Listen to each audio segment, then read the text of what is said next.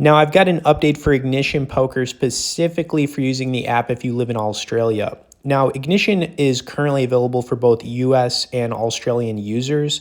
They actually pool together the players from both countries to add traffic, which is pretty awesome if you think about it. And since I've been playing here now for many years, I've had the chance to put in hundreds of sessions on the mobile version of their site.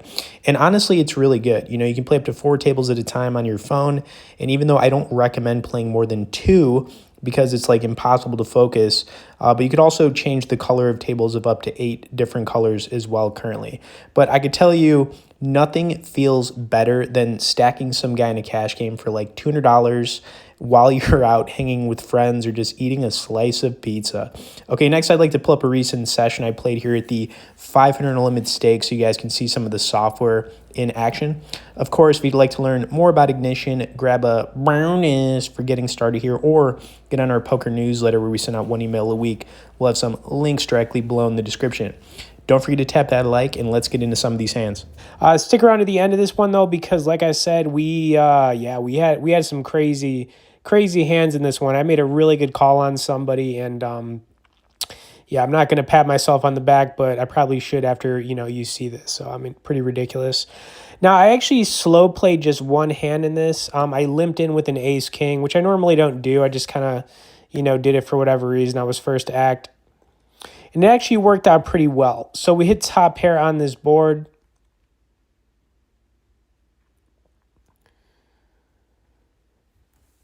Now, I decided to put out a bet. I think it was like $7, so nothing crazy, keeping it small.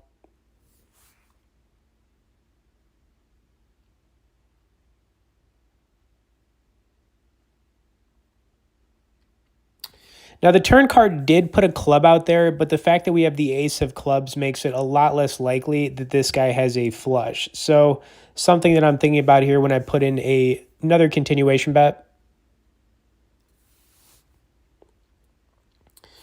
Now, he's going to make the call. So, I'm thinking he's either got a king or a 9 or maybe some kind of weird 2 pair, but there was also the flush draw. Anyways, we hit top 2 on this board. Feeling pretty good about it, so I went for more value here. I bet like $27. He made the call pretty quick, so he probably had a king, maybe 2 pair. I don't know. But we took it down. So, slow playing the ace-king right there worked out. Like I said, I normally don't do that, but I was first to act. I mixed it up, and yeah, I mean, the result was fine.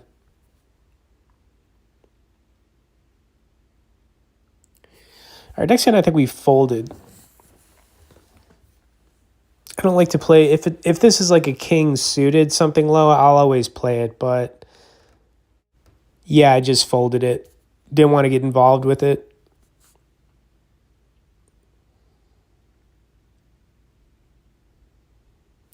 And even though we are in the big blind with this hand too, sometimes it's just better to fold this kind of hand. It's tough. Now, if we had an ace-3 offsuit or something ace offsuit, I would make the call, but with the king, folding makes sense here. I hate giving up my blinds, but it is what it is.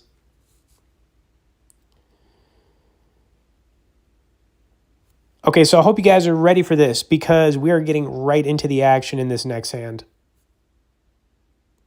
Now, I've got a queen 4 suited. Clearly not the strongest hand in the world, but it is suited.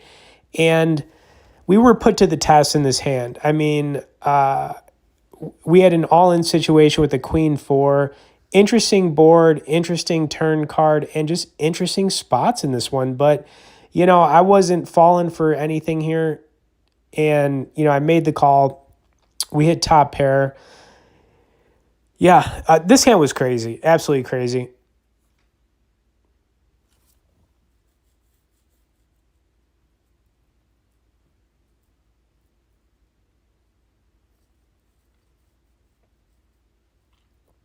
Okay, so we're going to hit top pair.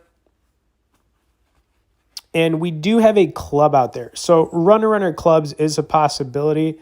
We could also have the best hand, right? He could have a lot of ace kings, king 10s, ace jack type of hands. But the turn card was really interesting because, the fact that he checked it over to the turn and we hit that card, which gives us basically what? A pair of queens top pair with a flush draw, the third best flush draw. We could also hit 2 pair on the river. I just felt like we got to bet here. We want to protect our hand too. We don't want to see like an ace or a king, hit on the river and then our hands counterfeit, especially if the club doesn't get there. But what he did here was he raised it. So the raise was a little interesting, right? But the story didn't make much sense. If he had a really strong hand, he probably would have tried to protect it on the flop. There would have been some kind of continuation, but there was nothing. So the big problem for him in this hand with me is that I was just not buying what this guy was selling. There was one hand that I thought may be possible, maybe pocket fives on the turn. That is what I was thinking. Pocket fives was the only hand that would make sense to me with that raise. Otherwise, this is a complete bluff. Now, I had to let the clock run. I mean, clearly when someone's going to put you all in for $500, it's not as easy as making a call for like $10 or $20. You got to put some thought into this. You also have to factor in that we do have top pair on this board. Our kicker is terrible, but his story that he's trying to sell or tell, it didn't make any sense. Pocket fives is a cooler. That's the only hand he could have in my mind if he's not bluffing here. So I am going to, let this clock run. I really slowed it down for you guys. You can see this was not exactly like an easy decision, but at the same time, yeah, a part of me just didn't believe it, So I am going to make the call on him. But I mean, I let this run down pretty far.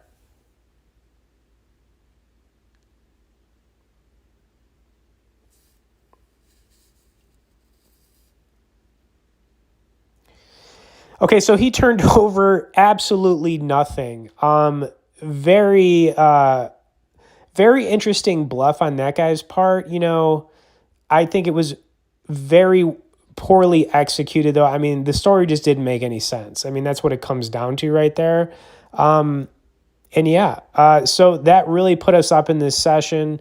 After playing for 35 minutes, we're up over $1,000. So we're already showing over $500 for profit on the day, which is nice. But making that play, I'm not saying it was easy either. It was definitely tough. And then going with this next hand right here, I tried to put in a raise to get this guy off of his hand, but he ended up making the call pretty quick. And when he made the call pretty quick, it told me a couple different things. He's getting stubborn with a couple overcards, possibly. He could also have a pocket pair. The turn card actually paired us, so we did actually have a pair, which was good. So I was actually kind of like, all right, we're just going to check this over now. My bluff didn't exactly work, but we could be good with second pair on this board. It is also, highly possible. River card was basically a blank. And, I was really just hoping for a check down. He bet pretty quick at it, like $100. Looking back at this hand, I probably should have made this call, but I ended up folding it. And I definitely should have made the call here. I don't think this guy had it. I think he was just bluffing it completely. But I ended up folding it. There was a small chance he had, a good hand here. But like I said,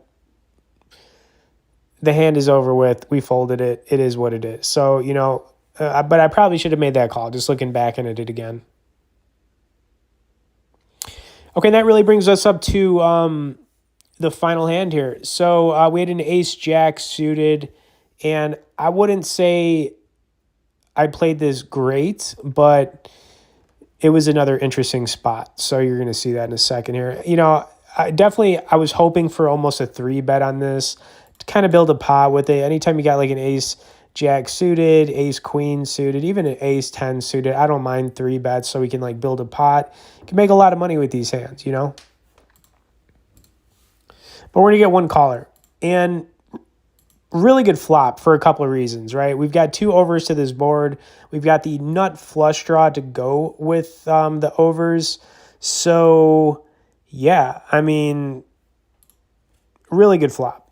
But I'm okay either way here, getting sort of like building the pot. I'm not like betting huge here. I'm keeping it small, keeping it friendly.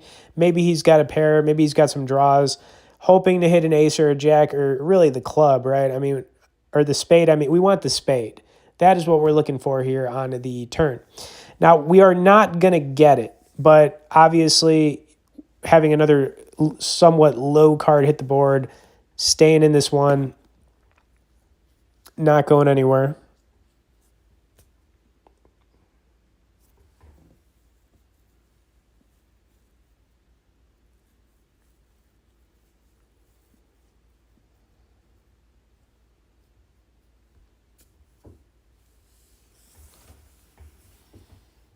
Okay, so 5, and we did not hit our spade, but we did on the river. So we hit the nuts. Yeah,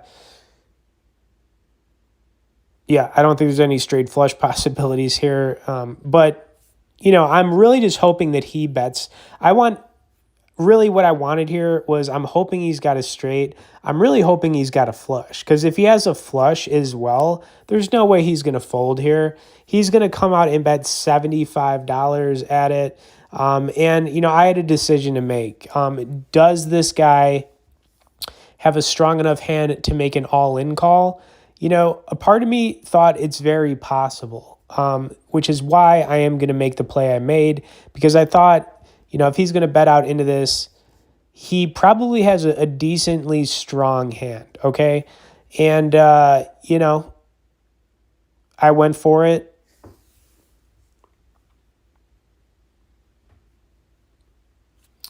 Just thinking about how we can go up $1,000 in about 35 minutes. That's really what I'm thinking. I'm like, all right, let's do this, right?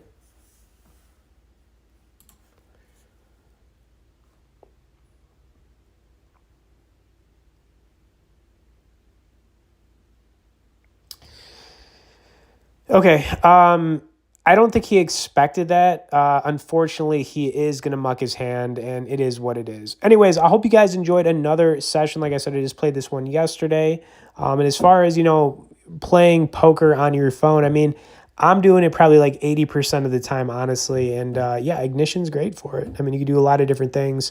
The players here, like I always say, mid-stake games, very beatable. $200 cash games, $500 cash games. You can definitely make some money here, especially late at night and on the weekends. Okay, anyways, hope you guys enjoyed this one. If you want to learn more about Ignition or get on our poker newsletter, like I said, we'll have some links below in the description.